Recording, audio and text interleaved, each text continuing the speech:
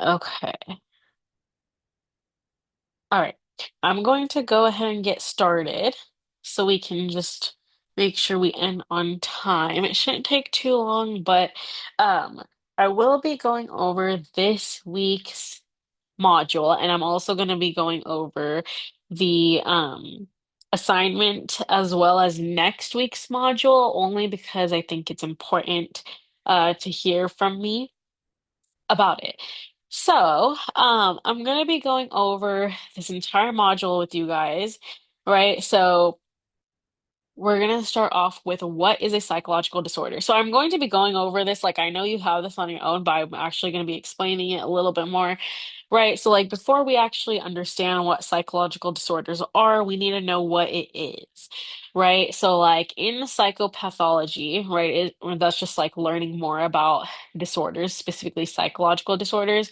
We want to know, right, that a psychological disorder involves patterns of abnormal thoughts, right? So, what is going to be abnormal? We'll get into that, right? So, abnormal thoughts, feelings, and behaviors, right? We think abnormally, we feel abnormally, and we behave abnormally, right? That is like kind of like the crux of your entire life. You think, you feel, and you behave, right? So if all of those things are abnormal, you do have a psychological disorder, right? So, what's abnormal versus normal, right? We have to kind of go over that because what if it's abnormal to me, but it's very normal to you? Is that a psychological disorder, right? So not every atypical behavior is a disorder, right? So like this is really a stupid example of red hair being unusual but not abnormal, but in like the actual feeling of things, like let's say jealousy. Right? It's an atypical behavior. We shouldn't feel jealous, but it happens, right? It's not abnormal. Feeling jealous is very, very normal. But that does not mean, because again, it shouldn't happen or it only happens sometimes, that it's abnormal and it doesn't need to happen, right? So, like, what's deemed abnormal can vary greatly across cultures, right? So, like, in a lot of Western cultures, hallucinations is bad. But in other cultures, right, they're seen as spiritual traditions or even like marked highly, right? So, the first thing about a psychological disorder that it has to be harmful, right? It must have harmful dysfunction. That means it has to be harming you or another person around you, right? Otherwise, it is not a psychological disorder, right? So a psychological disorder, right, has to lead to negative consequences for the individual or society. So how do we even know, right? Who comes up with these like things about what's abnormal and what's normal? That's the American Psychological Association, or the APA, right? They define psychological disorders as having thoughts, feelings, and behaviors, right? Disturbances in those things, which we already know. But they have to deviate from cultural norms, and they have to reflect biological or psychological dysfunction, and they have to lead to distress or impairment in functioning. It is not a psychological disorder unless it has this. It is not a psychological disorder unless it leads to distress, right? So, like, there's a lot of different types of mental illness, depressive disorders, anxiety, like, right? There's so many different things, and all of these are going to lead to distress or impairment in functioning, right? Anxiety disorders leads to a lot of distress. It can also impair functioning by you going out less, right? Because you're so anxious. Depressive disorders, same thing. You're going out less. That's impairment in functioning, right? Maybe you're not going to school anymore, and it leads to a lot of distress. So, we have the Diagnostic and Statistical Manual of Mental Disorders, or also known as the DSM-5, right? We are on the fifth version right now, but the DSM is a classification system that is used by mental health professionals to diagnose psychological disorders. In this book, right, if you open it, it has almost every single psychological disorder known, and it will tell you exactly the symptoms, right? So it'll give you the diagnostic criteria. So the criteria is just like, hey, these whole bunch of symptoms, you have to meet at least five of these symptoms in order to be diagnosed with depression, right? Because there can be like 10 symptoms of depression. You don't have to have all of them, right? You don't have to have every single one of them to be depressed, but You can have at least three or four or five, but that's the criteria. You have to have at least three symptoms required for diagnosis. Other than that, if you don't have that, you might have something else. It is not going to be depression then, right? It also has the prevalence rate, so like how provides data on how common the disorder is.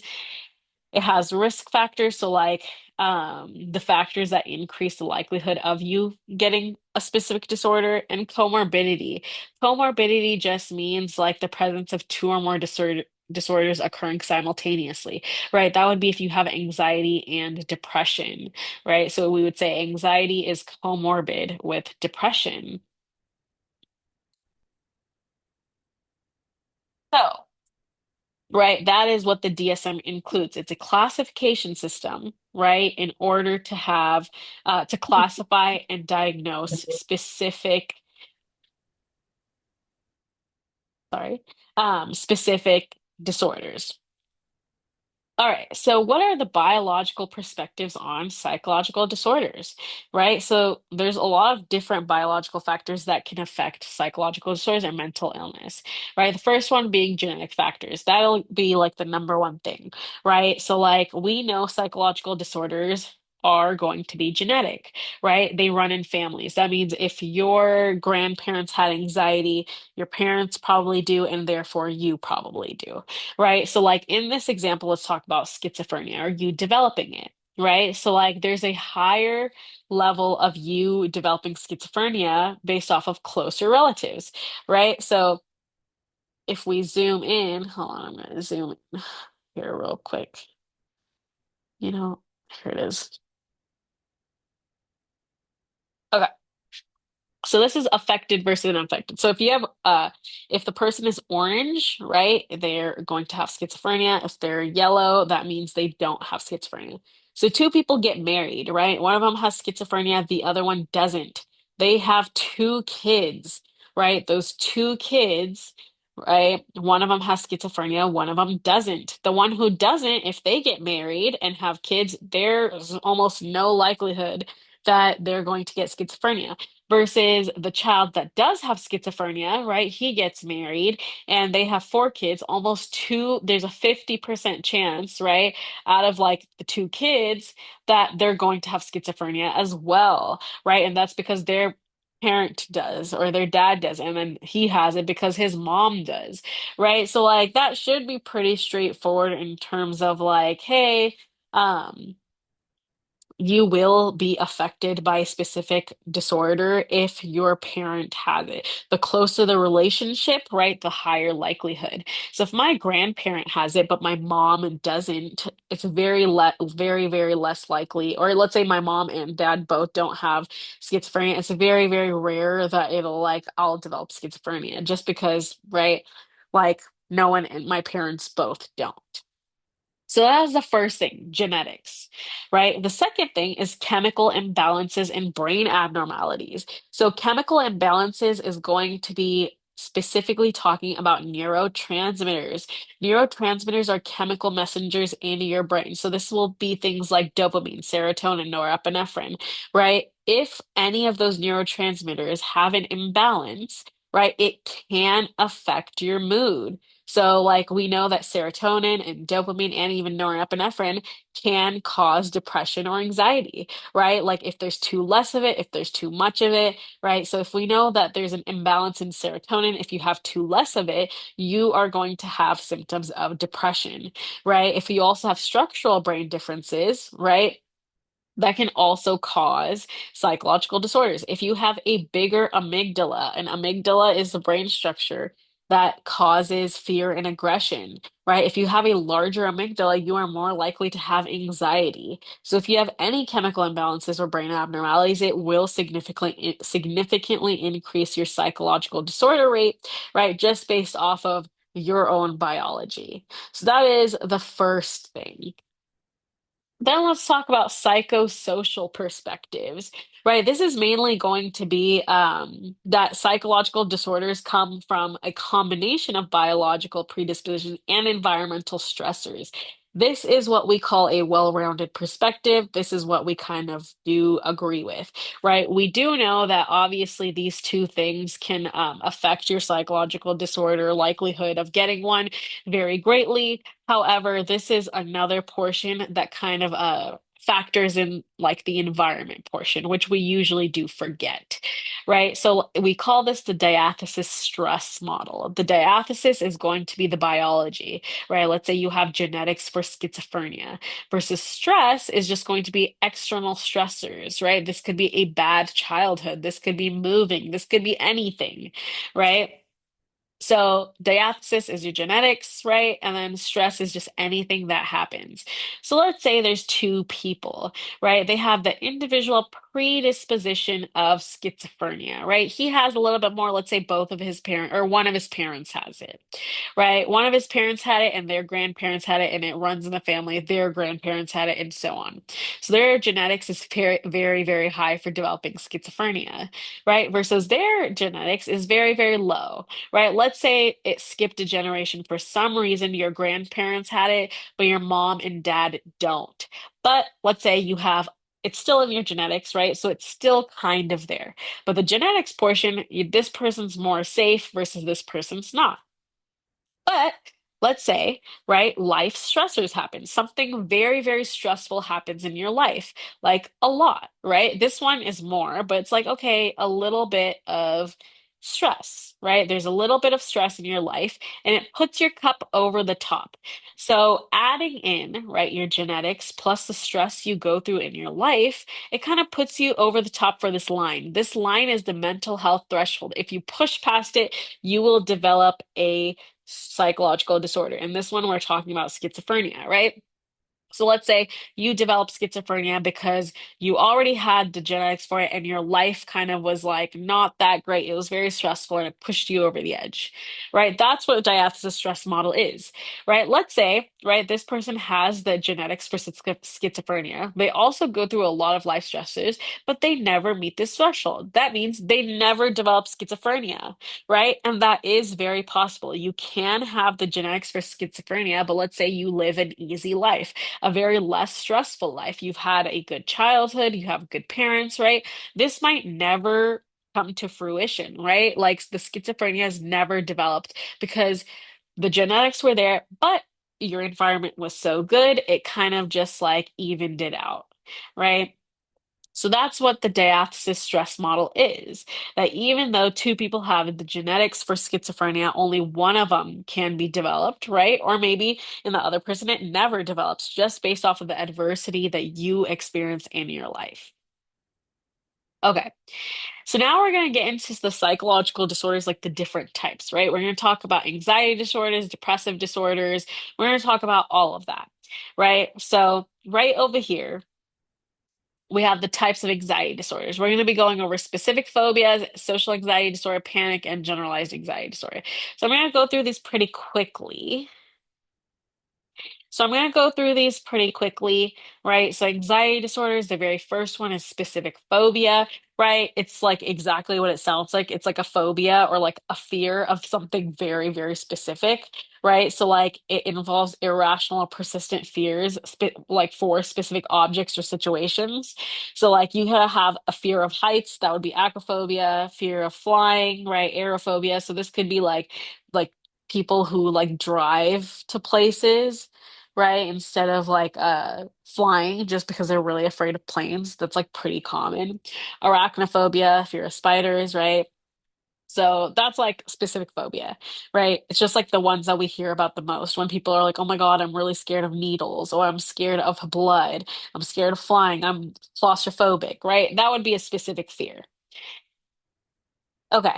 Then we have social anxiety disorder, probably the most common anxiety disorder in your generation and specific, or like, yeah, in the generation specifically, in your age group of college, right? So social anxiety disorder is just going to be characterized by intense fear of being negatively evaluated in social situations, right?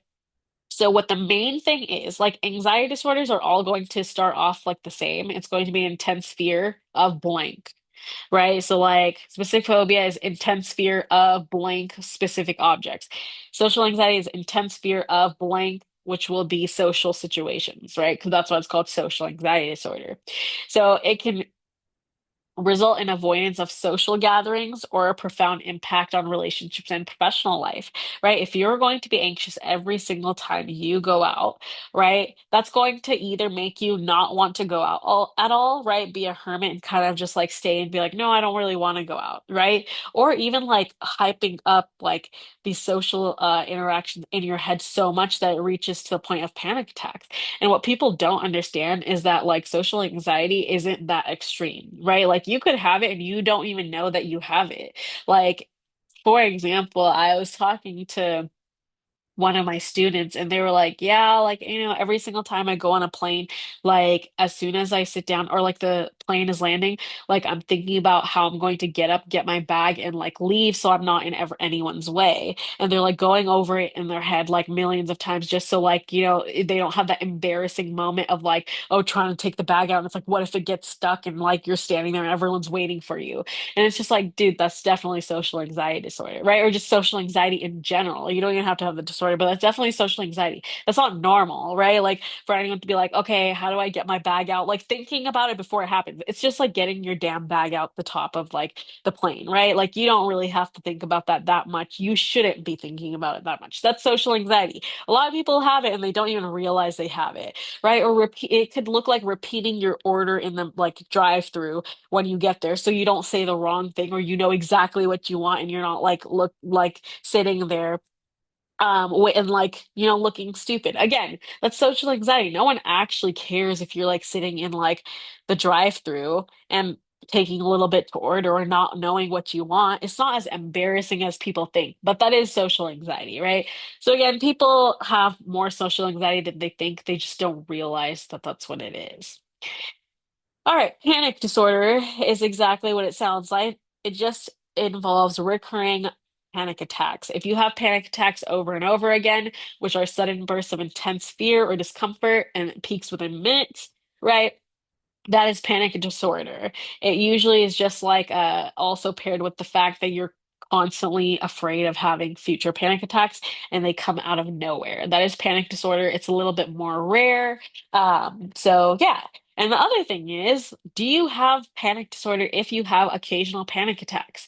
You do not, right? Panic disorder means like you are having multiple panic attacks a day. And let's say you do have multiple panic attacks a day. Would I just diagnose you with panic disorder? Probably not until I figure out what's going on. Let's say it's finals week and you have panic attacks multiple times a day. I know what's triggering it, right? It's not coming out of nowhere. You're probably just really scared of your finals week. So even if you have a couple a day or even like for a week straight because you're studying for finals, you don't have panic disorder. You're just extremely just having panic attacks. Is it a good thing? Definitely not. There's something that needs to be done, but it is not panic disorder. I know it's caused by something else. Now, let's talk about generalized anxiety disorder. Also very, very, very common, right? GAD, extremely common. So, what is GAD, right? Generalized anxiety disorder just involves excessive and uncontrolled worry about a variety of things, often without a clear or immediate threat. So, that is the key word in generalized anxiety disorder is that there is no clear or immediate threat. That means you are basically excessively and uncontrollably worrying about something that you don't even know what's going on, right? So this can daily or like interfere with daily functioning and cause physical symptoms like fatigue. Now, why does it cause fatigue? Because your stress hormones are through the roof. You are constantly in a fight or flight. Your body does not get a chance to calm down.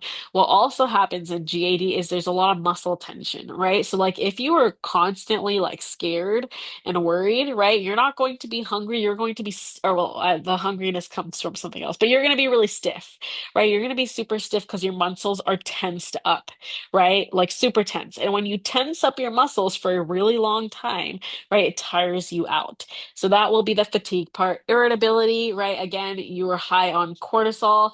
Same thing, trouble concentrating caused by the same things, right? So GAD needs to be under control, whether that's through medication, through therapy, anything at all, right? But it can cause a lot of fatigue and irritability and again interfere with just your daily functioning, right? You won't even like if you have GAD, it's going to be hard for you to go to school, right? Like how are you going to go to school if you're like really tired, right? If you're having trouble concentrating, you're not going to do well, right? So those are things that you really need to like think about or not even think about, like get treated, right? And it's easier said than done, of course.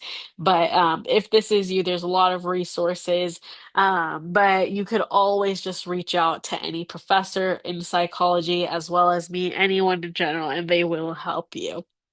Okay, now we have obsessive compulsive related disorders. This is going to include OCD. I am sure you have heard of OCD because it is so casually thrown around, right? It's like, oh, I love,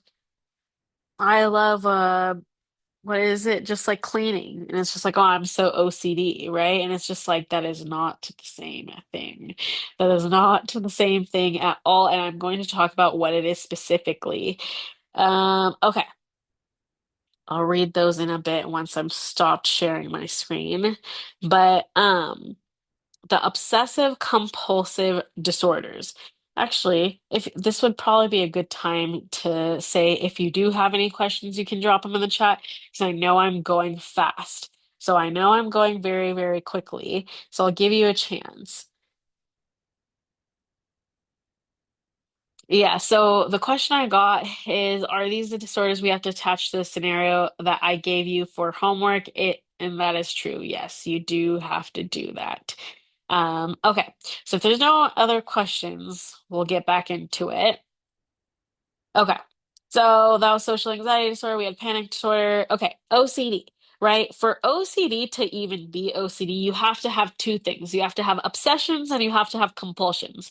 Obsessions are going to be persistent, intrusive thoughts that cause distress. Now, what's the difference between like casual, intrusive thoughts and obsessions, right? There's a huge difference because you'll hear people all the time say, "Oh my God, I had an intrusive thought," right? Like, and intrusive thoughts are pretty common. However, these obsessions are not, right? They will be about 50 times more persistent and a lot like 100 times more distressing than the normal intrusive thought, right? So obsessions are very, very different than just normal intrusive thoughts. Okay, so while compulsions, right? Compulsions are a little bit different. So they are going to be repetitive behaviors that you perform to alleviate anxiety, right? So this person has let's say a person has a contamination OCD. That means they're really, really scared of germs, right? So this is just one type of OCD, although everyone thinks that this is like the main thing of OCD, and it's not, right? So someone might obsess about germs. So let's say they're constantly thinking about persistent intrusive thoughts. And I'll give you an example of a persistent intrusive thought is that they constantly are thinking about what they are touching and maybe even counting in their head how many times their hands touch a specific object, right? So that's an obsession. It's taking over your life, right? You're constantly thinking about it. The compulsion would be, right? The repetitive behavior is you wash your hands a lot, and not just a lot, like in a crazy amount, right? So that would be obsessions versus compulsions. Compulsion is a behavior, obsession is a thought, right? So completely different. You have to have both for OCD. So some common examples of compulsions are hand washing, a lot of them are prayer. So like you have to go through this like specific prayer list and you have to get it right. Checking. So this would be like going to the front door, checking if it's locked all the time, checking if like you unplugged your hair straightener, if you're checking that you turn off the stove, right? Counting, silently repeating a word, right? Cleaning. Body checking for signs of illness, reassurance seeking is OCD, yes, and confessing, right? Trying to like, or oversharing is a symptom of OCD. But again, if you overshare or you are always trying to seek reassurance, that does not mean you have OCD. That is a very normal part of life as well. It's just when it gets a little bit too much, that could be a sign of OCD. Then we have body dysmorphia. Right, this is just going to be when we have a preoccupation perceived with flaws or physical appearance, right? And it's important to know it's when other people have not noticed it, may not notice it, or it's completely minor.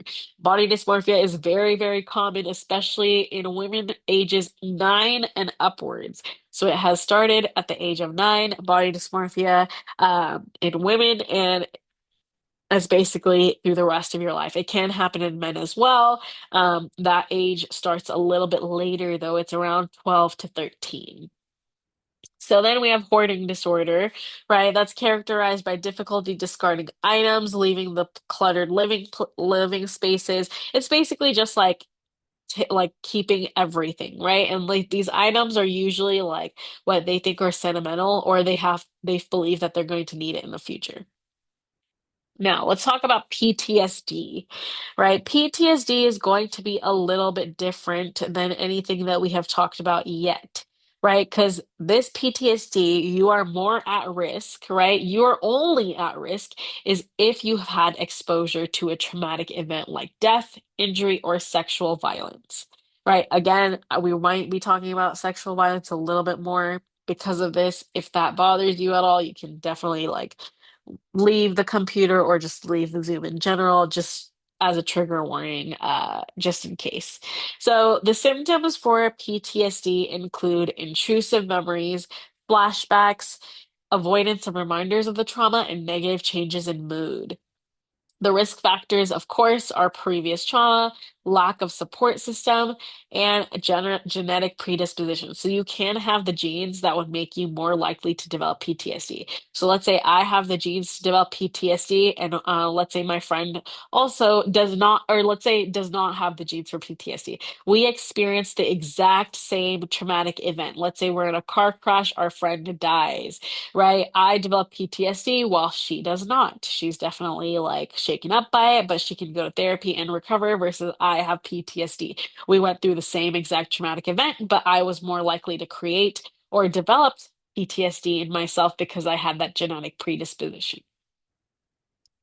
Okay, now let's get into the other big category, which is mood disorders. So, any mood disorder is going to be a disruption in mood, right? It's going to be like if you have a bad mood. So, major depressive disorder is a severe mood disorder that's characterized by persistent sadness, right? You're going to have lack of interest in enjoyed activity, so you're going to stop doing things that you originally liked, right? You can also have physical and cognitive symptoms, but it can impair your function in daily life. We see this the most for major depressive disorder. This will just be in layman's terms depression. You people stop showering, they stop going out, they stop leaving their bed, they either sleep too much or too little. They'll also eat too much or too little. It just depends, right? But depression can affect you in a lot of different ways. Then we have bipolar disorder. Bi means two, polar means two poles, right? So two poles is going to be two different things that are kind of the opposite, right? So extreme mood swings is mania. So this is an elevated or irritable mood. There's increased activity and risky behavior versus depression is low mood, lethargy, and hopelessness. And you will have both in bipolar disorder. You will have mania and you'll have depression, right? So the mania will include of manic episodes that's going to include excessive talkativeness, grandiosity, and impulsivity. So and mania, right? You could be up for a couple of days at a time. It does happen where people are just cannot sleep, right? They'll talk a lot, they'll have racing thoughts, they'll have delusions, right? So if anyone's seen Euphoria, Rue, the main character, has bipolar disorder, and there's like there's some scenes in there where she doesn't go to sleep and she's trying to figure out like things that are going on in her life, right? Like that's a pretty good example of bipolar disorder in a TV show. Versus depression, everyone kind of knows what it looks like, right? So bipolar disorder is you have to have both. You have to have mania and depression. If you only have depression, that means you're more likely going to have major depressive disorder or any other form of depression. But if you have mania, you will probably have depression also. Okay, let's talk about psychotic disorders. We're going to talk about schizophrenia, right? So in schizophrenia, you'll have positive and negative symptoms. So this doesn't mean good or bad symptoms. This just means like positive, something is added in, negative, something is taken away. So hallucinations and delusions are positive symptoms of schizophrenia. That means you added something in, right? Like a normal person who does not have schizophrenia will not have hallucinations or delusions. That's something that is added in. Hallucinations, the most common one is auditory. That means hearing things, right? Versus delusions is false beliefs. They are completely different. Hallucination was be hearing something that's not there. Delusions would be believing something that is not true. There's also disorganized thinking, right? So that is completely like word salad. They might be talking, but it's not making any sense.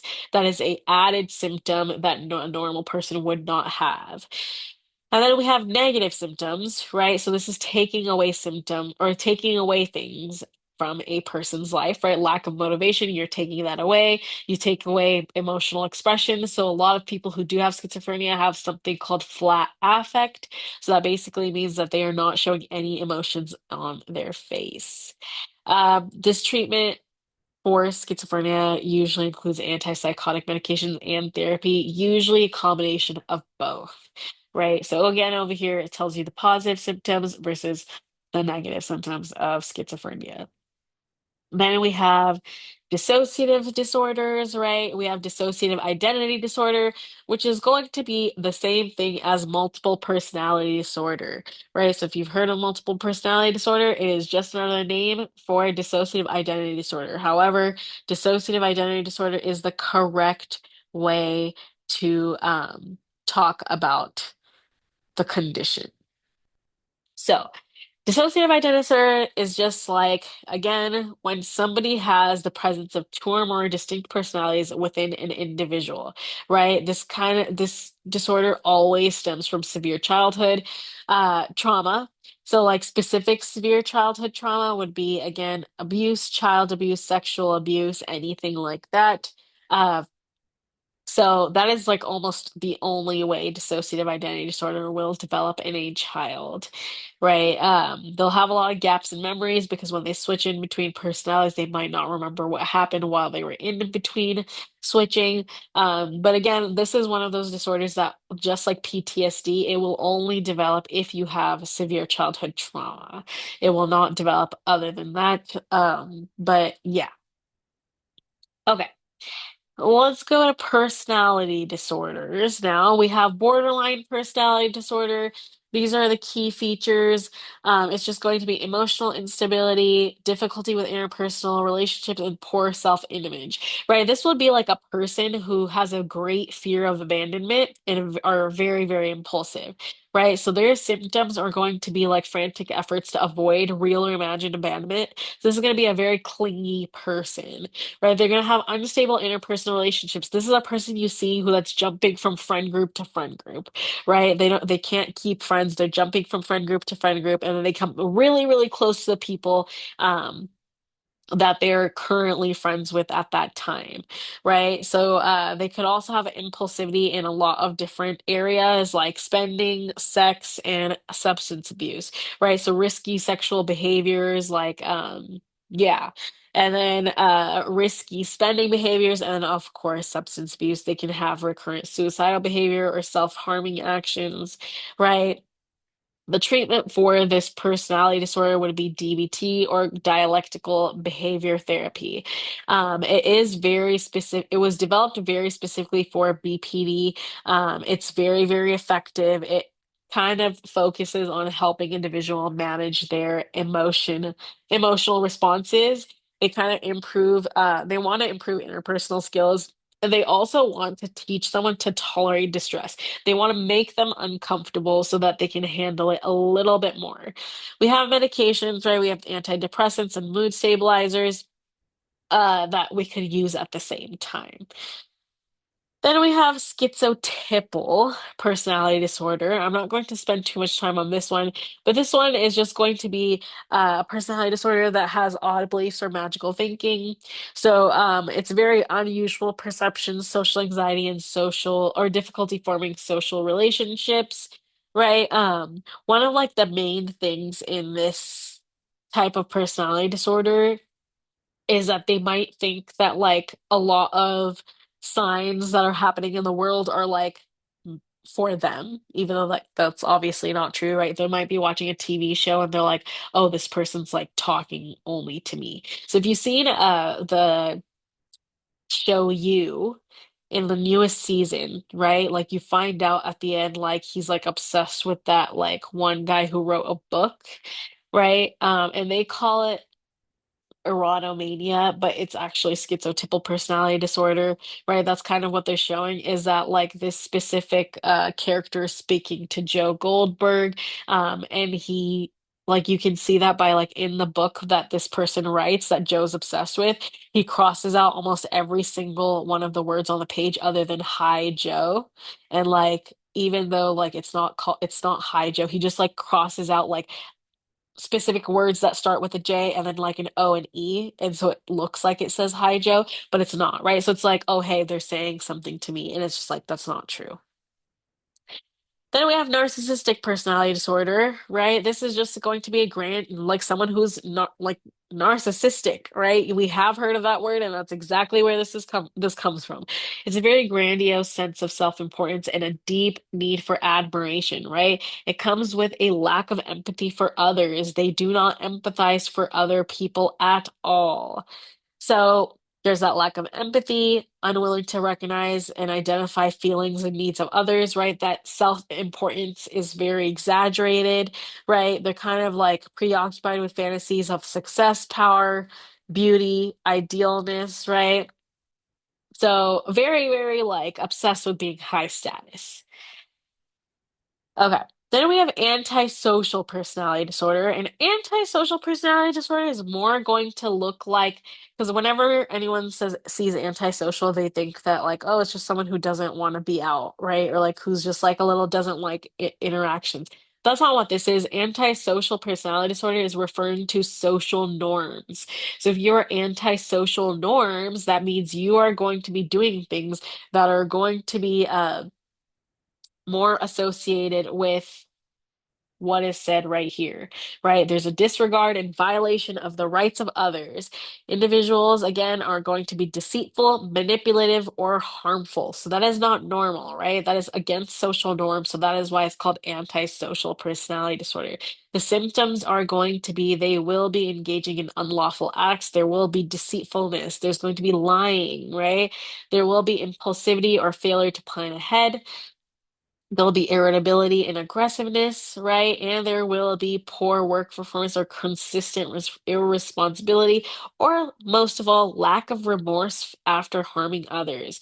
So this will be what Ted Bundy had, right? And for even Jeffrey Dahmer, they were both antisocial. They had antisocial personality disorder, right? So like serial killers will have antisocial personality disorder, doesn't matter, right? Because there will be deceitfulness, there will be a lack of remorse, and they will continue to do so, right?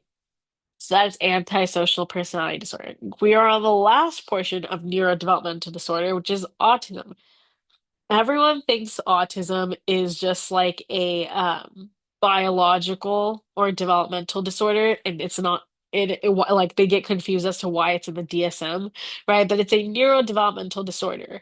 So it's a developmental disorder that's characterized by difficulties in social interaction, right? Communication and repetitive behaviors. It has to have all three, and usually all of them do. Individuals are going to struggle with interpreting social cues, right? And prefer structured routines. Interpreting social cues will be things like not understanding sarcasm, and that's just kind of like one example. Autism does have a very, very big genetic component. That's like a huge thing, right? There's a lot of environmental factors as well. And it's one of the environmental factors is not vaccines, just to get that out there, right? It is not vaccines. Vaccines will not affect if you have autism. Same thing with what happened earlier this year where Trump came out and said, "Hey, like Tylenol causes, or taking Tylenol while pregnant causes autism." That is not true. That will not happen. Okay, now you guys have your case studies to do. So your case studies are three, right? So what I would suggest doing is looking at each of the symptoms and then seeing what could match up to that, right? So like I'll let you guys do this on your own, although this one should be easier because it just says manic episode right there, right? So that one should be a little bit easier to follow along. These ones, I think all three of them are pretty straightforward.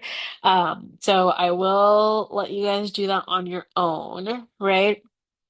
And then you have like your psychological disorders.